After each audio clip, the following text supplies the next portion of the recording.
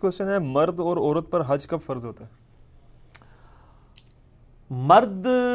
پہ حج فرض ہوتا ہے جب وہ صاحب استطاعت ہو جائے. سورہ ال عمران میں نا جو کوئی بھی استطاعت رکھتا ہے اللہ کی راہ میں سفر کرنے کی تو وہ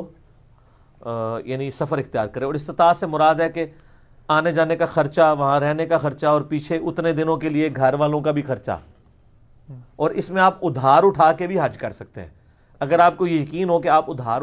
اتار لیں گے. ظاہر ہے ہم لوگ بھی کمیٹیاں ڈال کے جاتے ہیں. مجھے بتائیں گے جو آج کل 4, 4.5, 5 لاکھ روپے قیمت ہے, یہ تو ہم پوری زندگی جب جوڑتے رہیں گے, جب اتنا جوڑیں گے تو حج 7 لاکھ کا ہو چکا ہوگا. ٹھیک ہے, تو پھر ظاہر لوگ کیا کرتے ہیں, کمیٹیاں ڈالتے ہیں, اور کمیٹیاں ادھاری تو ہوتا ہے نا, آپ شروع کی کمیٹیاں اٹھا لیتے ہیں, بعد میں آ کے ادھار آپ اتارتے رہتے ہیں. استطاعت تو آپ کے اندر ہوتی ہے لیکن یکمشت کی استطاعت نہیں ہو رہی ہوتی ہے, تو اس لیے اس طرح آپ حج یعنی کر لیں. مرد کے لیے تو یہ ہے کہ وہ یہ کر لے. عورت کے لیے یہ ساری چیزیں, لیکن اس میں کریٹیکل ایشو جو ہے وہ محرم کا ایشو ہے, کیونکہ بخاری اور مسلم میں حدیث ہے کہ جو عورت اللہ اور یوم آخرت پہ ایمان رکھتی ہے اس کے لیے حلال نہیں ہے کہ وہ 3 دن اور 3 رات کا سفر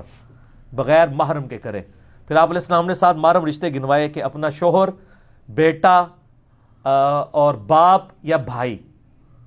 یعنی مرد کوئی ساتھ جائے گا. اور ایک طریق جو ہے بخاری اور مسلم میں اس میں الفاظ ہیں کہ 1 دن اور 1 رات کا سفر نہیں کر سکتی. اور ایک طریق میں آتا ہے کہ نبی علیہ السلام نے جب یہ فرمایا نا کہ کوئی عورت سفر نہیں کر سکتی بغیر محرم کے,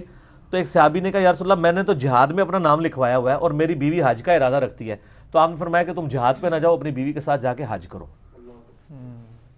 تاکہ وہ بغیر محرم کے سفر نہ کرے. تو یہ یعنی محرم والا کریٹیکل ایشو ہے اس حوالے سے. اور ظاہر ہے یہ بھی سیکس ڈسپلن کو مینٹین کرنے کے لیے, ظاہر ہے اتنا لمبا سفر ہے, اتنی دور آپ جا رہے ہیں, تو محرم کا اہتمام کرنا چاہیے. البتہ ایک ایکسیپشن اس میں ہے, بخاری مسلم کی یہ حدیث جب جامعہ ترمذی میں آتی ہے نا کہ کوئی عورت جو اللہ اور یوم آخرت پہ ایمان رکھتی ہے وہ بغیر محرم کے 3 دن اور 3 رات کا سفر نہیں کر سکتی. تو اس کے ساتھ امام ترمذی نے نا ایک بحث کی ہے کہ حج کے سفر کے اوپر ہمارے فقہا میں اختلاف پایا جاتا ہے کہ حج تو اب فرض ہے, اب اگر کوئی ایسی عورت ہے کہ جس کے ساتھ کوئی محرم نہیں تو وہ عورت کیا حج نہیں کرے گی؟ تو وہ کہتے ہیں کہ اس میں 2 رائے پائی جاتی ہیں. اہل کوفہ کی رائے یہ ہے, اہل کوفہ میں حنفی بھی شامل ہے اور سفیان ثوری بھی شامل ہے, کہ ایسی عورت پہ حج فرض ہی نہیں ہوگا جس کے پاس محرم موجود نہیں ہے,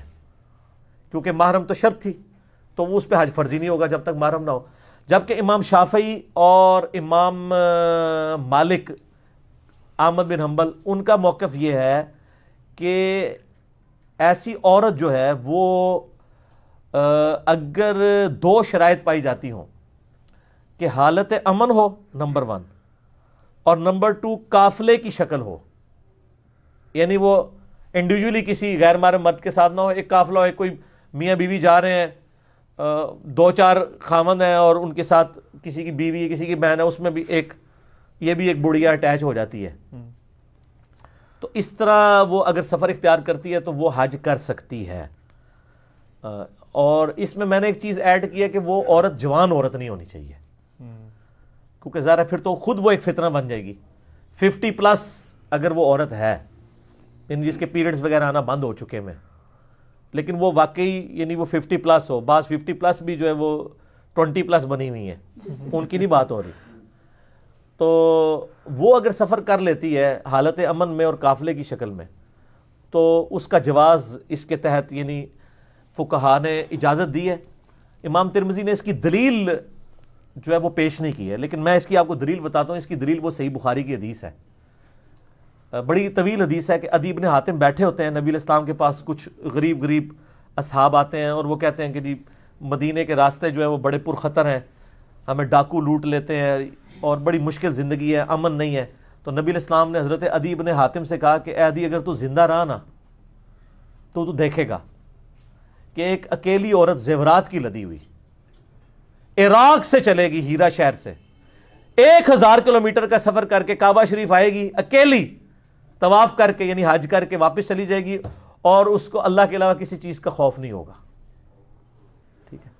اور تو اگر زندہ رہا تو دیکھے گا کہ اتنا امن ہو جائے گا, اور پھر مسلمانوں کی یہ جو غربت دیکھ رہے ہیں یہ ایسی دور ہوگی کہ لوگ سونا اٹھائے پھریں گے, ان کو کوئی غریب آدمی نہیں ملے گا. اور حضرت عدی بن حاتم کہتے ہیں میں نے اپنی زندگی میں ان بشارتوں میں سے 2-3 تو پا لی ہیں، جن میں سے ایک یہ ہے کہ میں نے ایسی عورت دیکھی ہے جو اکیلی حج کے لیے آئی تھی، اور اگر تم لوگ زندہ رہے تو تم وہ باقی لمحات بھی دیکھو گے کہ زکوٰۃ لینے والا کوئی نہیں ہوگا، اور وہ دور آیا عمر بن عبدالعزیز کا. ٹھیک ہے،